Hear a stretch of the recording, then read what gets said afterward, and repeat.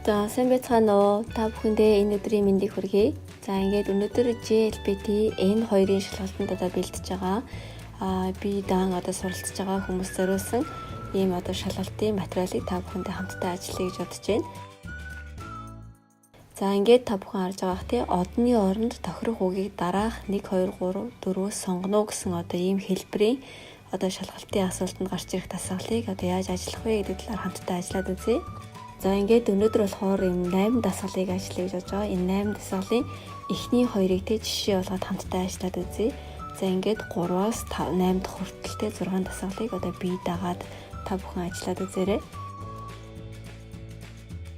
За ингээд эхний 1 2 дахь дасгалыг хамтдаа ажиллаад үзье гэж бодож байна.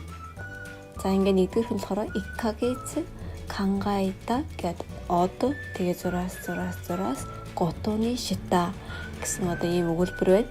За тэгээд ингээ хариулт нь болохоор нэгдүгээрх нь кайша о, хоёрт нь ямеру, гуравдугаарт нь жүүненкан цутомета, дөрөвдүгээрт нь суэни. За тэгэхээр зэрэг энэ яг ямар утгатай өгүүлбэр вэ гэдгийг ойлгох хэрэгтэй байна. Дараа нь ямар дараалалтай энэ өгүүлбэрийг зөв бичих үү? За ингээд эцэстэнтэй одны оронд нь яг аль үг нь байсан бэ гэдгийг нөхөх ийм дасгал байгаа. За тэгэхээр зэрэг иккагэц кангаита гэдэг нь болохоор зэрэг 1 бүтэн сарын турш бодсон гэсэн утгатай. За тэгээд готоны шита гэдэг нь болохоор нэг юм тэгэхээр боллоо гэсэн ийм ерөнхий хоёр хинт үг байна. За ингээд энэ дунд болохоор энэ дөрвөн үгийг зөв байрлалыг олж бичих нэ гэсэн үг. За тэгэхээр зэрэг нэгдүгээрх нь болохоор кайша о гэдэг нь болохоор өөрийнхөө компаниг, ажлын газрыг гэсэн үг тий. За ямеру гэдэг нь болохоор орхих, болох гэсэн утгатай үг байгаа. Жүүненкан цутомета гэдэг нь болохоор 10 жилийн турш ажилласан. За тэгээд дөрөвдүгээр нь суэни гэдэг нь болохоор эцэст ямар нэг юмны төгсгөлт гэсэн утгатай. За тэгэхээр зэрэг та бүхэн ихэд ойлгож байгаа тий. 1 сарын турш иккагэц кангаита суэни жүүненкан цутомета кайша о ямеру готони шита. За өөрөлдвөл 1 сарын турш бодсны эцэст 10 жилийн турш ажилласан компани болохоор боллоо гэсэн утгатай ийм өгүүлбэр байсан байх нэ. За тэгэхээр зэрэг одны оронд өөрөөр хэлбэл улаанаар бичсэн мэт доор нь одны оронд энэ суэни гэдэг үг байсан байх нэ. За тэгэхээр зэрэг энэ дөрөвдүгээр харилцан зөв байсан байх нэ гэсэн. За ингээд хоёрдугаар асуултыг хамтдаа ажиллаад үзье. За ингээд хоёрдугаар нь болохоор каретова зураас од зураас инай. За тэгэхээр зэрэг тэр залуутай тэгээд гэсэн утгатай ийм өгүүлбэр байх нь. За ингээд доотлолт нь бичсэн энэ дөрвөн үгийг зөв байрлуулж бүтэн зөв өгүүлбэр болгох нь.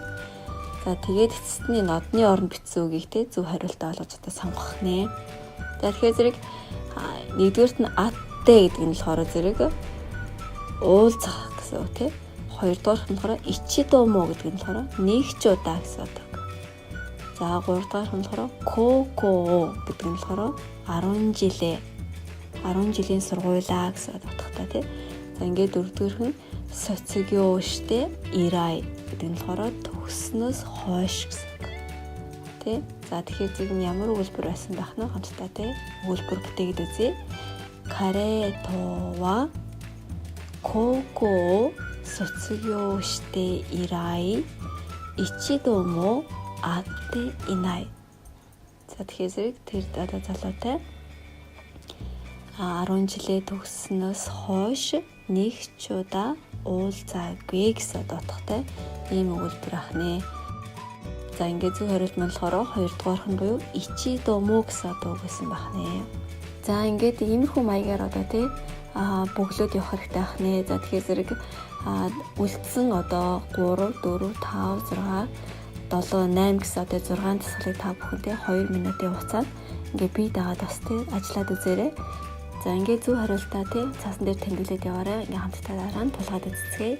Амжилт хүсье.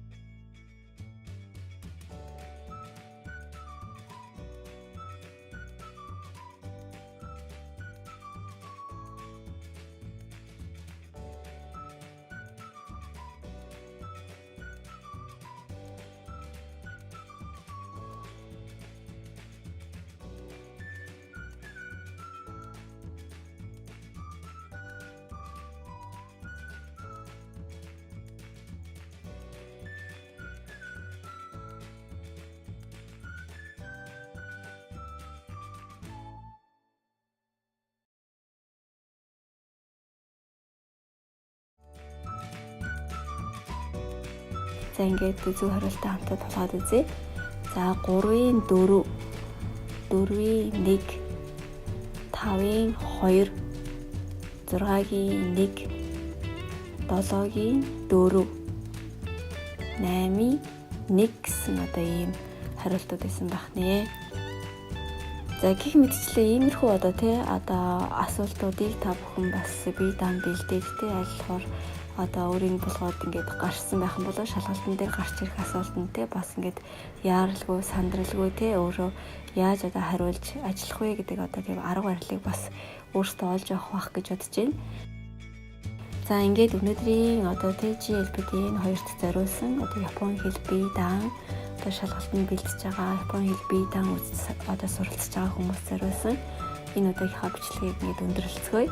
Ингээд хэрвээ та бүхэн таалагдсан бол тэ Японы хэл бие даач гэсэн одоо бид бүхний YouTube сувагт одоо бүртгүүлээд тэ дараагийн хичээл дасгалуудыг хүлээн авч үзээрэй гэж одоо хэлэх байна. Ингээд хамтдаа байсан та бүхэндээ маш баярлалаа. Дараагийн дугаараар дахин уулзцаая. Баярлалаа.